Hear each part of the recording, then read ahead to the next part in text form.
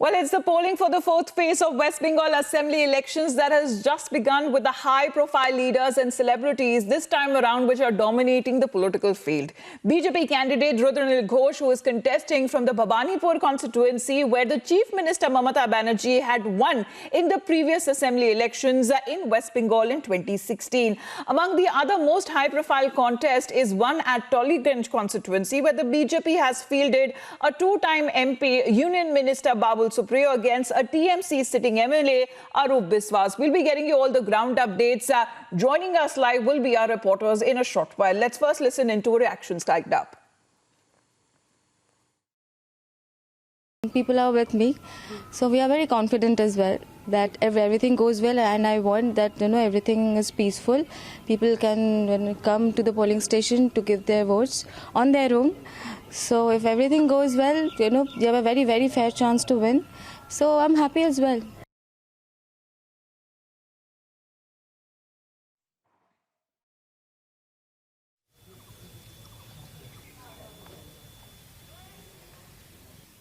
Getting you all the live updates from ground we have this morning. My colleague Reema joining us. Good morning to you, Reema. 7:03 हो गए, polling शुरू हो चुकी है. Ground updates दीजिए. On ground कैसा लग रहा है? आज सुबह फोर्थ फेज ऑफ पोलिंग शुरू हो चुकी है. Good morning Amita. सुबह की सबसे पहले तस्वीरें मैं अपने दर्शकों को दिखाऊंगी, फिर बड़ी बातें जो 44 सीटों को लेकर पश्चिम बंगाल के चुनावी रण में जो 44 सीटें मायने रखती है उसके मैं मायने बताऊंगी. लेकिन सबसे पहले चूंकि आपको ग्राउंड रिपोर्ट चाहिए तो ये तस्वीरें देखिए.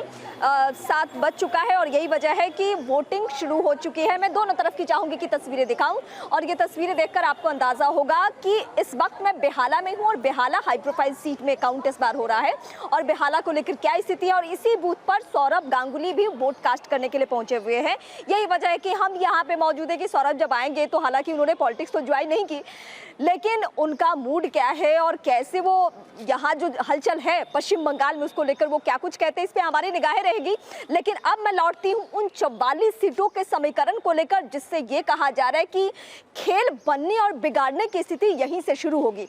आप यूँ कह सकती हैं फोर्थ फेज है आज, तो आज आधा चुनाव खत्म हो जाएगा पश्चिम बंगाल का. लेकिन इसमें आज सबसे जो अमिताभ दिलचस्प पहलू है वो ये है कि उत्तर बंगाल में भी चुनाव है आज. यानी जो 2 जिले हैं वहाँ के कूच बिहार और अलीपुरद्वार, वहाँ भी बीजेपी ने किस तरीके से पूरा माहौल बनाने की कोशिश की. और अगर हम 2016 और 19 के चुनाव की चर्चा करें तो 16 में ममता बनर्जी को बढ़त तो हासिल हुई थी 2011 के चुनाव के मुकाबले उत्तर बंगाल में, लेकिन 2019 में बीजेपी ने जो अपनी पैठ बनाई उत्तर बंगाल के इन इलाकों में, वहाँ को लेकर कहा जा रहा है कि शायद स्थिति गड़बड़ हो सकती है. किसके लिए होगी वो तो चुनाव परिणाम तय करेगा.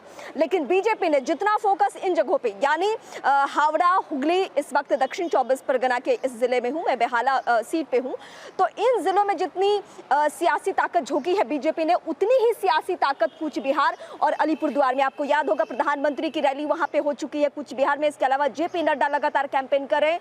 दिलीप घोष और शुभेंदु अधिकारी जैसे बड़े चेहरे कई दिनों से वहाँ पे बैठे हुए लगातार कैंपेन कर रहे थे. इसके अलावा अमित शाह की भी मौजूदगी वहाँ पे रही थी. लेकिन हाई प्रोफाइल सीट पे अगर हम फोकस करें तो आज जिन हाई प्रोफाइल सीट पे सबकी नजर है वो है बेहाला, बेहाला पूर्व और टॉलीगंज. टॉलीगंज वो जगह जहाँ से बाबुल सुप्रियो, जो कि ना सिर्फ पश्चिम बंगाल के एक चर्चित चेहरा है राजनीति के, बल्कि बॉलीवुड में उनका सिक्का चलता था, हम सब उनके मुरीद रहे हैं. लेकिन अब केंद्रीय मंत्री रहते हुए वो टॉलीगंज से चुनाव लड़ रहे हैं. तो क्या कुछ होने वाला है? क्या बंगाल में अगर बीजेपी की सत्ता आती है तो हम किसी बड़े ओहदे पर उन्हें देख सकते हैं? ये तमाम ऐसी बातें हैं जो सरकार बनने बिगड़ने के बाद तय होगी. लेकिन आज सबकी निगाहें हैं टॉलीगंज पे. बेहाला और बेहाला पूर्व से पायल सरकार जो कि अभिनेत्री है पश्चिम बंगाल की, इसके अलावा श्रावंती चटर्जी जहां से मैं इस वक्त हूं वहां से वो चुनाव लड़ी है. तो ये कह सकती हैं आप कि सितारों का इस बार चुनाव है, यानी सितारों की मौजूदगी खूब है. और बीजेपी ने भी इस बार पश्चिम बंगाल के तमाम समीकरण को भांपते हुए सबसे ज़्यादा यकीन किया सितारों पर इस फेज़ के चुनाव में. और यही वजह है कि टीएमसी के तरफ से और बीजेपी की तरफ से तमाम उम्मीदवारों पर भरोसा किया गया है, क्योंकि टॉलीगंज की बहुत बड़ी भूमिका रही है, यहाँ की फिल्म इंडस्ट्री की बहुत बड़ी भूमिका रही है. उनका हमेशा राजनीति राजनीति पर प्रभाव देखने को मिलता रहा है और यही वजह है कि आज भी उस तरीके से यकीन किया जा रहा है 44 सीटें हैं, 44 सीटें इतनी महत्वपूर्ण तो रीमा हमें और लाइव बाइट्स आ रही है, एक बार अब उनका रुख करना चाहेंगे क्योंकि हम पहले where you are reporting from Payal Sarkar already अपना सुबह का रिएक्शन दे चुकी है from Chunchura another BJP MLA MP rather who is contesting is Locket Chatterjee and today this morning out at a temple there to offer her prayers so that there is a successful election. The polling that takes place successfully today being the fourth phase of polls in West Bengal. Let's also listen in to the BJP leader. ठीक ठाक सब आपको अपने आप vote देना है, आपको सुबह सुबह में वोट देना है। आप एक वोट बहुत ही ज़रूरी है देश को अच्छे के लिए, बंगाल को सोनार बांग्ला बनाने के लिए। नहीं तो तृणमूल सरकार 10 साल जो तृणमूल सरकार बंगाल को जो एकदम खराब कर दिया है, इसके लिए सबका वोट, एक एक का वोट हमारे लिए इम्पोर्टेंट है। Well, Locket Chatterjee, they're appealing for votes there. लेकिन रीमा आपके पास लौटते हुए क्योंकि हमने पायल सरकार को भी थोड़ी देर पहले ही सुना था and she is really banking on the women voters. वो कह रही है कि उनके इलाके में इतनी ज्यादा विमेन वोटर्स की तादाद है और उन्हें फुल कॉन्फिडेंस है कि वो महिला होते हुए उनको सबसे ज्यादा वोट्स मिलेंगे। 8 तारीख के रैली का मैं जिक्र करना चाहूंगी। रैली नहीं, वो road show, Amit Shah road show कर रहे थे और 2 अभिनेत्रियों के लिए रोड शो कर रहे थे, 2 कैंडिडेट के लिए, बेहाला और बेहाला पूर्व की कैंडिडेट, जिसमें पायल सरकार थी और श्रावंती चटर्जी जो कि यहाँ की अभिनेत्री हैं। उस दिन भी मेरी बातचीत पायल सरकार से हुई थी और यहीं के समीकरण को लेकर वो बोल रही थी कि हमें बहुत अच्छा लग रहा है यहाँ के क्राउड को देखते हुए, लोग सपोर्ट कर रहे हैं और बड़े लीडर यानी अमित शाह अगर आकर मेरे लिए रोड शो कर रहे हैं तो जाहिर सी बात है कि मैं अपनी जीत को लेकर पहले के मुकाबले ज्यादा कॉन्फिडेंट हो गई हूं। ये पायल सरकार 8 तारीख को हमें बता रही थी, जिस दिन 10 तारीख के लिए मतलब आज के लिए चुनाव प्रचार का शोर खत्म हो गया था। तो जाहिर सी बात है पायल को लगता है कि वो यंग अभिनेत्री है, उनका अपना प्रभाव है और महिलाओं में उनकी अच्छी छवि है। इसको लेकर उन्हें महिला वोटर्स का सपोर्ट मिल सकता है, ये उनका दावा है।